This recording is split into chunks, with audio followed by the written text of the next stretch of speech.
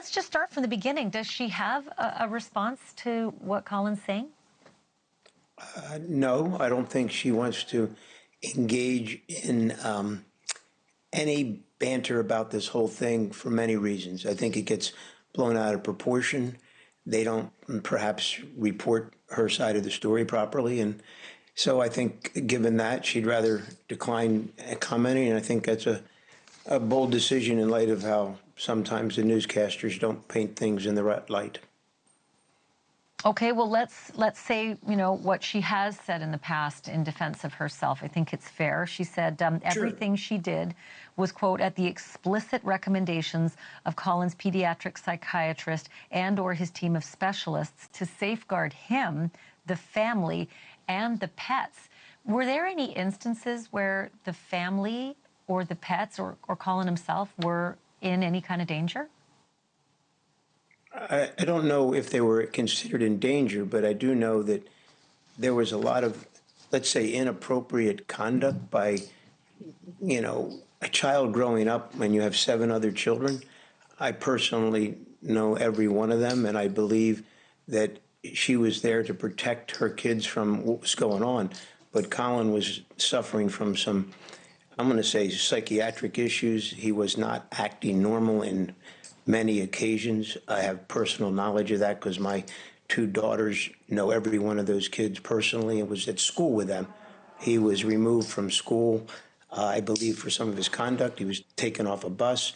He had some trauma that was going on in his life that wasn't normal. And any parent, I think, raising 8 children needed to do what she needed to do to protect her children. I don't think people have questioned whether or not it was legal what she did or illegal or abusive. I can assure you, given her public demeanor and celebrity status, they surely would have investigated anything she did that would have been harmful. And there was a guardian appointed. That guardian would have been able to interview everybody. None of that happened. And I feel compelled to have the truth said as to what he may have been suffering from at the time. Obviously, he may not have enjoyed what was taking place in his family life, but, and he could grow out of it. But I can assure you there was no intentional harm to prevent him from growing up. It was whatever was done to protect her and her family, as well as, other individuals. The school he went to, I think, had him removed or couldn't let him continue. And I do want to mention as well, for those who are watching, you are her attorney, but you are also a friend of hers for, I think, 12 years now, that, like you said, your kids are friends with her kids, and so you're a little closer than most attorneys. Yes, I've been involved in knowing her and her family since my children attended 2nd grade with their children, and I know every one of those individual children. I know some of them have had other things happen to them through her father that perhaps was not appropriate to them.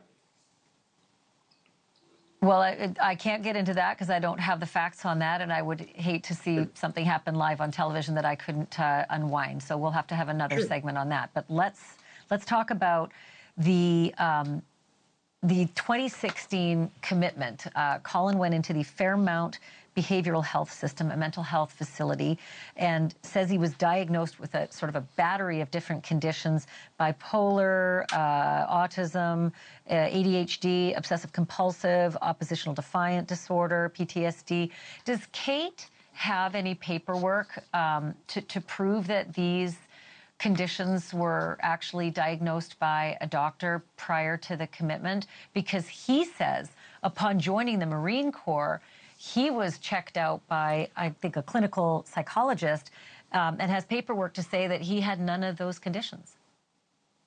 I don't know when that paperwork was generated, but I can assure you Kate was also a nurse, and I believe there was plenty of medical professionals that gave their diagnosis, and she just not take willy-nilly and just decide to take it into her own hands.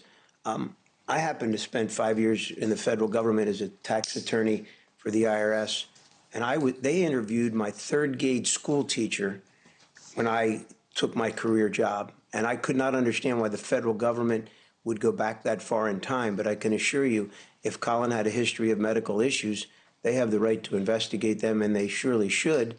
Thanks for watching. Go to joinnn.com to find NewsNation on your screen. And don't forget to click the red subscribe button below to get more of NewsNation's fact-driven, unbiased coverage.